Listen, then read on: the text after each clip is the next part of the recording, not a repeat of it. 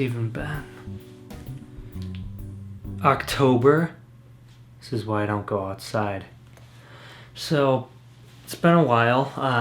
After days of searching and months of not searching, I did not find my missing toilet paper.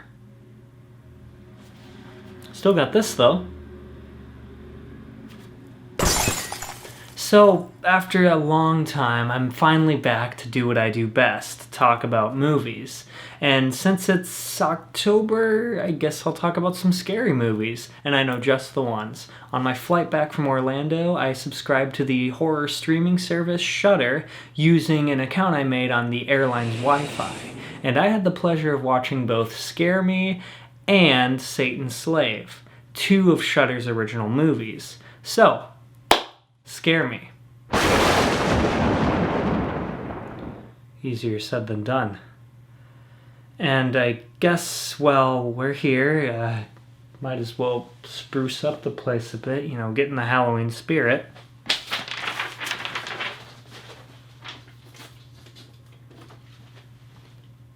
Yeah, it's good. Well, this place looks, haunted. At one point or another, everyone's been in a situation where they've sat around a room and told spooky stories, trying to outscare one another by any means necessary. Well, writer, director, and actor Josh Rubin asks the question, what would that look like in a feature film? And that's it. That's the movie. It sounds like I'm joking, but I'm really not. This movie is as minimalistic as they come, just about, which I can see being a turnoff for some people, but the simplicity really isn't a detriment to the movie. Mostly. So Josh Rubin is someone who I was completely unfamiliar with before seeing Scare Me, but after a quick dive into his IMDb page, I found out he was mostly an actor and a TV/sketch and short director. So as far as I know, this is pretty much his directorial debut. And even though this movie is simple in its premise, that's kind of what makes it so risky. And fortunately, the directing and the execution of this film as a whole is by no means lazy. They really squeeze as much out of this concept as they can. So this film opens up with a hack screenwriter named Fred, who hasn't written anything impactful in his creative career, who is contrasted cleverly with a successful novelist named Fanny, played by Aya Cash. So yeah, you can kind of see where this is going, but like I said, this movie's strengths really lie within how the story's told, which begins when our lead character Fred takes a trip up to a Catskills cabin out in the middle of nowhere in order to clear his mind and finally write his werewolf revenge script. So what are you working on? It's kind of a revenge story about werewolves. Of course, his plans have a wrench thrown into him when there is a power outage due to the harsh conditions of the winter area around him, forcing Aya Cash's character Fanny into his cabin for a night of scary stories. So, as far as performances go, Aya Cash and Josh Rubin both really make this movie work, and I can see with the wrong actors that a concept like this could go south really fast and get dry. So I gotta commend those two for really carrying this movie because they make it work a lot. Some of the more visually intricate aspects of the movie come into play whenever a character gets sucked into another story and starts to visualize motifs, but that's really it.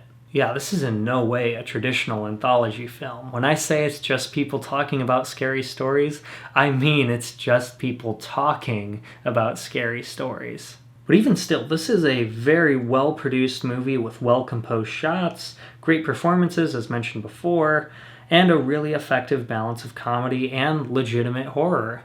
The comedy definitely outweighs the horror here, but the tales the characters tell each other are effective horror stories. And as the movie goes along, it is really fun to watch Fred and Fanny get into their attempts to end the night with the best scare. The script I found to be strongest in its dialogue, and I appreciated details like the characters' actual stories sounding like the characters themselves. The script never abandoned their language in order to try and set the stage for something better, and I definitely commend that. I wasn't always a fan of the referential humor, as it felt like a bit of a crutch, but there's still plenty of witty jokes to pick from, matched with snappy dialogue to keep scenes flowing at a steady pace, all delivered expertly by the actors here.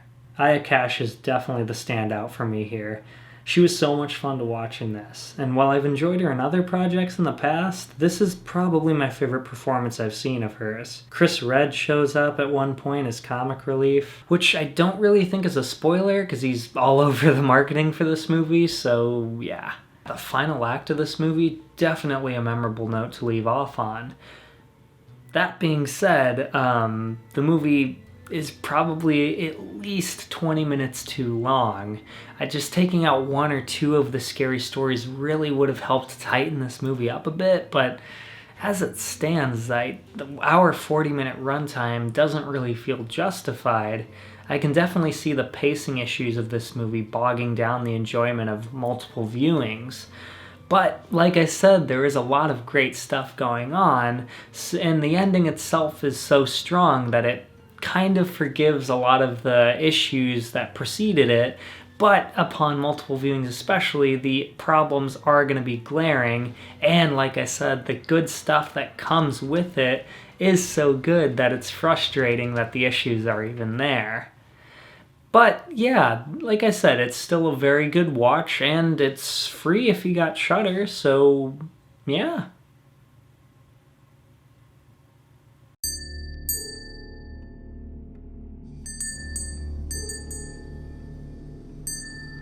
Tolong disisirin ya, Bu. Rambut Ibu kenapa? As my Florida to Michigan flight hit turbulence, I started up Satan's Slaves, which in Indonesian translates to that. Satan's Slave is directed by Yoko Anwar, who also recently did a movie called Empedagore, which I hear is great, but I haven't seen it, so we're not going to talk about it. As far as this one goes, though, in comparison to Scare Me, this one's definitely a lot more plot and premise heavy, starting off with a singer-songwriter mother who returns home to her family after supposedly dying of an unknown illness years ago. It's creepy, right? So Satan's Slave is actually a remake of a 1980 movie of the same title, which I didn't know going into this. And I can't speak for the original, but the 2017 version wastes no time getting right into the meat of the movie. It sets up its heroes, of course being the family of the faux deceased mother led by Tara Basro and Bront Palare, who play Rini and father respectively. And I found their dynamic to be one of my favorite aspects of the whole entire movie. I would actually say that of the two movies I'm talking about today, this one is actually more accessible since it's more of a straight horror that uses genre conventions really effectively. One of my most noticeable takeaways from Satan's Slave as a whole was how many filmmaking techniques used are present now in American commercial horror films. A lot of the sound design, one-ers, how a harrowing scene is structured, and even the look of the film, at least in the color grading, wouldn't be out of place in something like The Conjuring. It was really cool and, in an odd kind of way, inspiring to see another example of how visual language transcends multiple cultures, and how we as a people are scared by similar ideas and imagery. As far as the film cinematography goes, it's beautiful. The way its main location is shot, the use and non-use of studio and natural lighting, this is a good looking movie. Structurally, this movie's pretty sound too, and I don't really know how much you can attribute that to this movie, because it is a remake, but there's not really any noticeable lulls here. That being said, this movie does unfortunately suffer in a different department, which can be found in its treatment of its characters and their motivations. Ironically enough, a lot of this movie's good comes from its use of techniques and tropes found in horror as a whole, but at the same time, a lot of its flaws are your typical savvy horror audience's gripes these days. Choices will be made out of character, almost to a point of arguably being dumb, and that will definitely induce some annoyance and frustration in the audience, but fortunately I found those to be mostly minor smudges in an otherwise well-made movie. And that's pretty much it. Going further into story will only give away twists that are best left for a first watch, and despite having less flaws than Scare Me in my opinion, I actually have less to say about Satan's Slave. It's a very well done movie that packs a lot of good scares into an emotionally rich story, but it doesn't really offer anything particularly new, especially if you're a seasoned fan of the horror genre. But yeah, it's a good movie if you're looking for a fun, energized horror flick with a lot of good scares and atmosphere.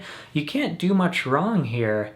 Overall, I'd recommend both of these movies as really fun, spooky, new watches this Halloween season, and yeah, I'd definitely recommend them both. But that's kind of all I have to say for both of them. Go check them out for yourselves if you want to see what I'm talking about. But yeah, if you'll excuse me, guys, after my trip to Florida, I think I'm gonna take a shower, and then I'm gonna go get my shots for everything. Thank you guys for watching, and as always, stay tuned, you guys.